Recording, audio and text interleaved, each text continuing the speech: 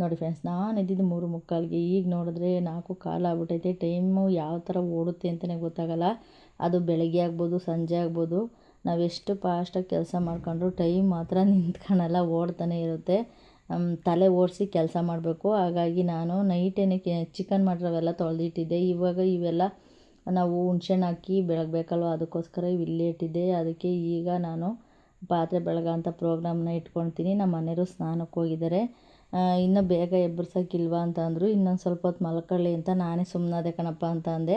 ಗೊಣ್ಗಾಡ್ಕೊಂಡು ಒಳಗಡೆ ಹೋಗಿ ಹೀಟ್ರು ಫಸ್ಟೇ ಹಾಕಿ ಮಲ್ಕೊಂಡಿದ್ರು.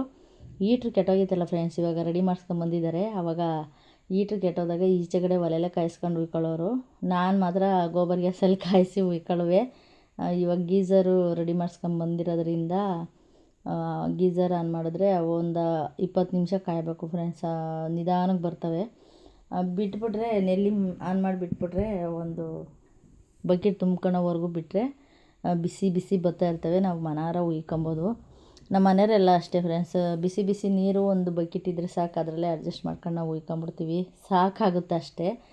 ಇನ್ನೆಷ್ಟು ನೀರು ಅಂತ ಉಯ್ಕೊಳ್ಳೋಕ್ಕಾಗುತ್ತೆ. ಒಂದಿನ ಬಿಟ್ಟು ಒಂದಿನ ಉಯ್ಕೊಬೋದು. ಡೈಲಿ ಉಯ್ಕೊಬೋದು. ಇವಾಗ ನಮ್ಮ ಮನೆಯವರು ಸ್ನಾನ ಮಾಡ್ಕೊಂಡು ಬಂದಿದ್ದಾರೆ. ಹೂವು ಇರ್ತಾವ, ನೀನು ಹಿಂಗೆ ಇಟ್ಕೊಂಡು ಹೋಗ್ತೀಯಲ್ಲ ಅಂತ ಅಂದಿದ್ದಕ್ಕೆ ಇವಾಗ ತೆಗ್ದಲ್ಲಿ ಹಾಕಿದ್ದೀನಿ ನೋಡು ಅಂತ ಅವರೇ. ಎಲ್ಲ ಕ್ಲೀನ್ ಮಾಡ್ಕೊಂಡ್ರು ಆಟನ. ಇವಾಗ ಅವರು ಹೊರಡ್ತಾ ಇದ್ದಾರೆ. ಕೋಳಿ ಅಂಗಡಿಗೆ ಹೋಗ್ಬೇಕಲ್ಲ ಫ್ರೆಂಡ್ಸ್. 8:30 ಅಷ್ಟರಲ್ಲಿ ಒಂದು 3 ಸ್ಟಾಪು ಕೊಡ್ತಾರೆ. 3 ಸ್ಟಾಪ್ ಅಂದರೆ 3 ಊರು ಕೊಡ್ತಾರೆ. ಅದು ಯಾವ್ಯಾವ ಊರು ಅಂತ ನಾನು ಕೇಳೋಕ್ಕೆ ಹೋಗಿಲ್ಲ. ಅವರು 3 ಊರಿಗೆ ಹೋಗಿ ಕೊಟ್ಟು ಬರಬೇಕು. ಮಾರ್ನಿಂಗ್ ರೂಟೀನ್ ಅದು ಅವ್ರಿಗೆ. ಆಮೇಲೆ ಸ್ಟ್ಯಾಂಡಿಗೆ ಹೋಗ್ತಾರೆ. ಗುಬ್ಬಿ ಸ್ಟ್ಯಾಂಡ್ಗೆ ಹಾಕ್ಕೋತಾರೆ ಫ್ರೆಂಡ್ಸ್ ನಮ್ಮ ಮನೆಯವರು. ಆಟೋಗೆ ಹೋಗೋದಕ್ಕೆ ಮುಂಚೆ ನಮ್ಮ ಮನೆಯವ್ರು ನನ್ನೊಂದು ಮಾತು ಕೇಳಿದರು. ನಾನು ಆಟೋಗೆ ಹೋಗ್ತೀನಿ, ಮನೆ ಕೆಲಸ ಸೆಡ್ ಕೆಲಸ ನಿನ್ನ ಕೈಲಿ ಮಾಡ್ಕೊಳಕ್ಕಾಗುತ್ತಾ ಅಂತ. ನಾನು ಯೋಚನೆ ಮಾಡಿದೆ ಫ್ರೆಂಡ್ಸ್, ಇವಾಗ ಇಬ್ಬರು ಮನೇಲಿದ್ದರೆ ಈಗ ಹಸುಗಳು ಒಂದು ದಿವಸ ಕೊಟ್ಟಂಗೆ ಇನ್ನೊಂದು ದಿವಸ ಹಾಲು ಕೊಡೋಲ್ಲ. ಈಗ ಹಸುನೇ ನಂಬ್ಕೊಂಡಿದ್ರೆ ನಮ್ಮ ಜೀವನ ನಡಿಬೇಕಲ್ಲ ಫ್ರೆಂಡ್ಸ್. ಈಗ EMI ಕಟ್ಟೋದು ಅವು ಇವು ಎಲ್ಲ ನಮ್ಮ ತಲೆ ಮೇಲೆ ಬಿದ್ದುಬಿಡುತ್ತೆ. ಇವಾಗ ಮಕ್ಕಳು ಕಾಲೇಜು ಸ್ಕೂಲು ಆ ಫೀಸೆಲ್ಲ ಕಟ್ಟಬೇಕಲ್ವ. ಅದಕ್ಕೋಸ್ಕರ ಯೋಚನೆ ಮಾಡಿ ನನ್ನ ಕೈಲಾದಷ್ಟು ನಾನು ಮಾಡ್ಕೋತೀನಿ ಕಣಪ್ಪ, ನೀನು ಹೋಗು ಅಂತ ಹೇಳಿದೆ. ಆವಾಗಲೇ ನಮ್ಮ ಮನೆಯವರು ಆಟೋಗೆ ಹೋಗೋ ಅಂಥ ನಿರ್ಧಾರನ ಮಾಡಿದ್ದವರು. ಸಾಲ ಏನೋ ಮಾಡ್ಕೊಂಬಿಟ್ಟಿದ್ದೀವಿ ಫ್ರೆಂಡ್ಸ್. ಇವಾಗ ಆಡ್ಕೊಳೋರ ಬಾಯಿಗೆ ನಾವು ತುತ್ತಾಗಿರೋದಂತೂ ನಿಜ. ಸಾಲ ಮಾಡ್ಕೊಂಬಿಟ್ಟಿದ್ದೀವಿ. ಇವಾಗ ಅದನ್ನ ತೀರಿಸ್ಬೇಕಲ್ವ. ಅದಕ್ಕೋಸ್ಕರ ನನಗೆ ಕಷ್ಟ ಆದರೂ ಪರವಾಗಿಲ್ಲ ಅಂದ್ಬಿಟ್ಟು ನಾನು ಮೇಂಟೈನ್ ಮಾಡ್ಕೊಂಡು ಹೋಗ್ತಾಯಿದ್ದೀನಿ. ಇವಾಗ ಹಸುಗಳು ತುಂಬ ಕಮ್ಮಿ ಆಗಿದ್ದಾವೆ. ಈಗ 3 ಹಸು, 1 ಮಲೆನಾಡು ಗಿಡ್ಡ, 2 ಕರು ಇದೆ ಅಷ್ಟೇ ಫ್ರೆಂಡ್ಸ್. ಇವಾಗ ಎಲ್ಲ ಮಾರ್ಕೊಂಬಿಟ್ಟಿದ್ದೀವಿ ಲೋನ್ ಕಟ್ಟೋದಕ್ಕೆ. ಇನ್ನೂ ನಮಗೆ ಎಲ್ಲ ಮಾರ್ಕೊಂಡ್ರೂ ಖುಷಿನೇ ಬೀಳ್ತಾರೆ ಈ ಜನ.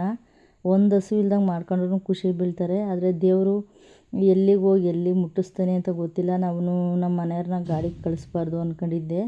ಆದರೆ ಅದೇನೋ ನಮ್ಮ ಹಣೆ ಬರೋನೋ ನಮ್ಮ ಯಜಮಾನ್ರ ಹಣೆ ಬರೋನೋ ಗೊತ್ತಿಲ್ಲ. ಅವರು ಮತ್ತೆ ಹಿಂಗೆ ಗಾಡಿಗೆ ಹೋಗೋ ಅಂಥ ಹಣೆ ಬರ ಕೊಟ್ಬಿಟ್ಟ ದೇವ್ರು ಕೊಟ್ಟಿಲ್ಲ, ಸಾರಿ, ನಾವೇ ಮಾಡ್ಕೊಂಡಿದ್ದೀವಿ ಫ್ರೆಂಡ್ಸ್. ಯಾಕಂತಂದರೆ ನಮ್ಮ ಹಾಸಿಗೆ ಎಷ್ಟೈತೋ ಅಷ್ಟು ನಾವು ಕಾಲು ಚಾಚಬೇಕಾಯಿತು.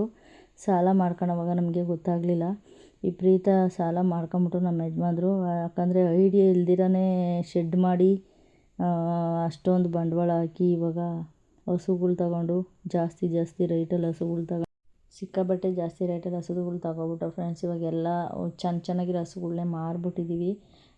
ದೇವರು ನಮ್ಮನ್ನು ಯಾವ ಥರ ನಡೆಸ್ಕೊಂಡು ಹೋಗ್ತಾನೋ ಆ ಥರ ನಾನು ಹೋಗ್ಬೇಕು ಅಂತ ಡಿಸೈಡ್ ಮಾಡ್ಕೊಂಡಿದ್ದೀನಿ. ಯಾಕಂದರೆ ಯಾರ ಮೇಲೂ ಭಾರ ಹಾಕೋಕ್ಕೆ ಇಷ್ಟ ಆಗಲ್ಲ. ಯಾರು ಅವ್ರವ್ರ ಸಂಸಾರನೇ ಅವ್ರಿಗೆ ದೊಡ್ಡದಾಗಿರುತ್ತಲ್ವ ಫ್ರೆಂಡ್ಸ್. ಇವಾಗ ಯಾರ ಮೇಲೆ ಭಾರ ಹಾಕೊಂಡು ನಾವು ಇರೋಕ್ಕಾಗಲ್ಲ. ನಾವು ಮಾಡ್ಕೊಂಡ್ರೆ ಇದಕ್ಕೆ ನಾವೇ ಇದು ಮಾಡಬೇಕು. ಒಳಗಡೆಯಿಂದ ತೊಳಿಬೇಕಲ್ವ. ಅದಕ್ಕೋಸ್ಕರ ದೊಡ್ಡ ತೊಳೆದ್ಬಿಟ್ಟು ನಾನು ಶೆಡ್ಡಿಗೆ ಓಡೋದೆ. ಇವಾಗ ಗ್ಯಾಸಿಂದ ಹಿಡಿದು ಮೆಟ್ಲಿಂದ ಎಲ್ಲ ತೊಳೆದು ಆಮೇಲೆ ಒಂದು ಕಡೆಯಿಂದ ತೊಳ್ಕೊಳ್ಳೋಣ ಅಂದ್ಬಿಟ್ಟು ದೊಡ್ಡ ತೊಳೆದ್ಬಿಟ್ಟು ನಾನು ಬಂದೆ ಒಳಗಡೆ ಪಾತ್ರೆ ಇಡೋಣ ಅಂತ ಅಂದ್ಬಿಟ್ಟು. ಸಿಕ್ಕಾಬಟ್ಟೆ ಆಡ್ಕೊತಾರೆ ಫ್ರೆಂಡ್ಸ್ ನಮ್ಮನ್ನು. ಸಾಲ ಮಾಡ್ಕೊಂಬಿಟ್ಟ ಇನ್ನೇನು ಎಲ್ಲ ಇದು ಮಾಡ್ಕೊಂಬಿಟ್ಟ ಅಂತ ಎಲ್ಲ ನನ್ನ ಆಡ್ಕೊತವ್ರೆ. ಇರಲಿ ಫ್ರೆಂಡ್ಸ್, ಆಡ್ಕೊಳೋರು ಆಡ್ಕೊಳ್ಳಿ. ನಮ್ಮ ಧೈರ್ಯ ನಾವು ಇದು ಮಾಡಬಾರ್ದು ಅಂದ್ಬಿಟ್ಟು ಮನಸ್ಸನ್ನ ಕೆಡಿಸ್ಕೋಬಾರ್ದು ಅಂದ್ಬಿಟ್ಟು ತುಂಬ ಹೇಳ್ಕೊಳೋದಿದೆ ಫ್ರೆಂಡ್ಸ್. ಅಷ್ಟಿಷ್ಟಲ್ಲ, ಆದರೆ ನನ್ನ ಖುಷಿ ಮಾತ್ರ ನಾನು ವಿಡಿಯೋದಲ್ಲಿ ಹಂಚ್ಕೊಳಕ್ಕೆ ಇಷ್ಟಪಡ್ತೀನಿ.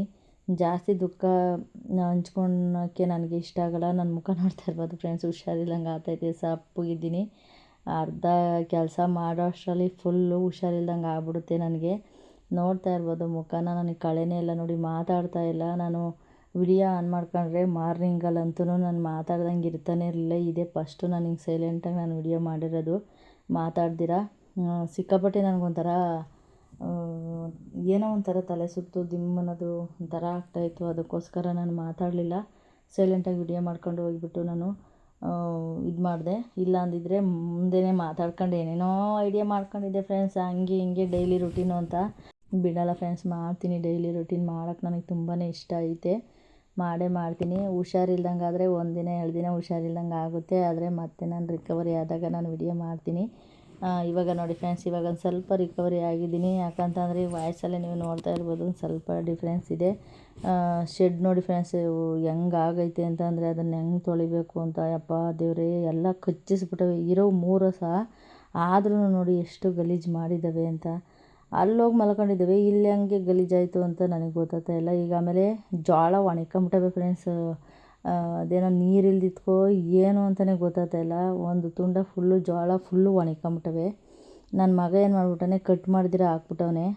ನಾನು ಕಟ್ ಮಾಡಿ ಹಾಕಪ್ಪ ಅಂತ ಹೇಳಿದರೆ ಅವನು ಕಟ್ ಮಾಡ್ದಿರ ಹಾಕ್ಬಿಟ್ಟವನೆ. ನಾನು ಹೇಳೋದೇ ಒಂದು, ನಮ್ಮ ಹುಡುಗರು ಮಾಡೋದೇ ಒಂದು ಫ್ರೆಂಡ್ಸ್. ನಾನು ಮಲ್ಕೊಳೋವಾಗ ಬಿಡೋಕ್ಕೆ ಬಂದಾಗ ನೋಡಿದ್ರೆ ಕಟ್ ಮಾಡಿ ಹಾಕಿಲ್ಲ. ನೋಡಿ, ನಾನು ಶೆಡ್ಡು ತೊಳೆಯುವಾಗ ವಿಡಿಯೋ ಮಾಡೋಕ್ಕಾಗಲಿಲ್ಲ ಫ್ರೆಂಡ್ಸ್, ಸುಸ್ತಾಗಿ ಹೋಗ್ಬಿಟ್ಟಿತ್ತು. ಆದ್ರೂ ಅಷ್ಟೊಂದು ಗಲೀಜಾಗಿರೋ ಶೆಡ್ನ ನೋಡಿ ಯಾವ ಥರ ಮಾಡಿದ್ದೀನಿ ಅಂತ. ಇವಾಗ ನಾನು ಏನು ಹೇಳ್ತಾ ಇದ್ದೀನಿ ಅಂತ ಅಂದರೆ, ನನ್ನ ಮಗಳಿಗೆ ಪಡ್ಡು ಮಾಡಿಕೊಡ್ತೀನಿ ಫ್ರೆಂಡ್ಸ್. ಇವಾಗ ಶೆಡ್ ತೊಳೆದಿದ್ದಾಯಿತು ಅಂತ ಹೇಳ್ತಾ ಇದ್ದೀನಿ.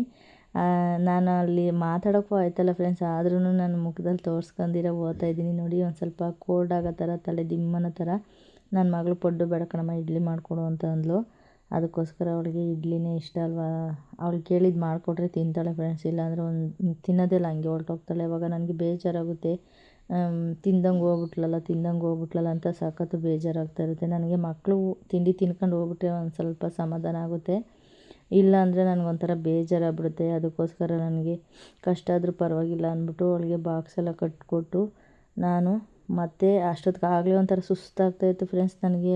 ಅವ್ಳಿಗೆ ಬಾಕ್ಸ್ ಕೊಟ್ಕೊಡೋಕ್ಕೂ ಆಗ್ತಾಯಿರಲಿಲ್ಲ. ಹೇಳ್ಕೊಂಡ್ರೆ ಇನ್ಯಾರು ಮಾಡ್ತಾರೆ, ನಮ್ಮ ತಾಯಿಯವ್ರಿಗೂ ನಾವು ವಯಸ್ಸಾಗೈತೆ, ಅವ್ರಿಗೂ ಇವೆಲ್ಲ ಮಾಡೋಕ್ಕಾಗಲ್ಲ. ಅವಾಗೆಲ್ಲ ಅವ್ರು ಮಾಡಿ ಬಿಟ್ಟಿದ್ದಾರಲ್ವ, ಇವಾಗ ವಯಸ್ಸಾಯಿತು, ಅವರು ಅಡುಗೆ ಮನೆಗೆ ಬರೋಕ್ಕೆ ಚಾನ್ಸೇ ಇಲ್ಲ. ಈಗ ನನ್ನ ತಮ್ಮ ಬಿಟ್ಟು ಬರೋಕ್ಕೆ ಹೋಗ್ತಾ ಇದ್ದಾನೆ ನನ್ನ ಮಗಳನ್ನ, ಗೇಟ್ ಗಂಟ ಬಿಟ್ಟು ಬರ್ತಾನೆ. ಟೈಮ್ ಆಗೋದ್ರೆ ಬಸ್ಸು ಮಿಸ್ ಆದರೆ ಸರಿ ಹೋಗಲ್ಲ ಅಲ್ವಾ, ಅದಕ್ಕೋಸ್ಕರ ವಾಪಸ್ ಬಂದುಬಿಡ್ತಾಳೆ ಅಂತ ನನ್ನ ತಮ್ಮನ ಬಿಟ್ಟು ಬರಪ್ಪ ಅಂದೆ. ಬಿಟ್ಟು ಬರೋಕ್ಕೆ ಹೋದವನು. ನಾನು ಆಮೇಲೆ ಅವಳು ಹೋದ್ಮೇಲೆ ಬೂಸ ಇಕ್ಕಕ್ಕೆ ಬಂದೆ ಹಸ್ಗಳ್ಗೆ. ಬೂಸ ಇಕ್ತಾಯಿದ್ದೀನಿ, ನನಗೆ ತಡ್ಕೊಳಕ್ಕಾಯ್ತಾಯಿಲ್ಲ. ಆ ಥರ ತಲೆ ದಿಮ್ಮನೋದು ಏನೋ ಒಂಥರ ಆಗೋದು ಆಗ್ತಾಯಿತ್ತು. ನಾನು ನನ್ನ ಮಗ ಹಾಲು ಕರೆದು ಕೈಯಲ್ಲೇ ಕರೆದು ಮಿಷಿನ್ಗೆ ಹಾಕಲಿಲ್ಲ. 3 ದಿವಸ ಅಲ್ವಾ ಬಾರಮ್ಮ, ಕೈಯಲ್ಲೇ ಕರೆದ್ಬಿಡೋಣ ಅಂತ ಅಂದ. ಕೈಯಲ್ಲೇ ಕರೆದ್ಬಿಟ್ಟು ಆಮೇಲೆ ನಾನು ಹೋಗಿ ಮಲ್ಕೊಂಬಿಟ್ಟೆ ಫ್ರೆಂಡ್ಸ್. ಓಕೆ, ನೆಕ್ಸ್ಟ್ ವ್ಲಾಗಲ್ಲಿ ಸಿಗ್ತೀನಿ, ನಾಳೆ ವ್ಲಾಗ್ನಲ್ಲಿ ಅಂತ ಹೇಳ್ತಾ ಬಾಯ್ ಬಾಯ್.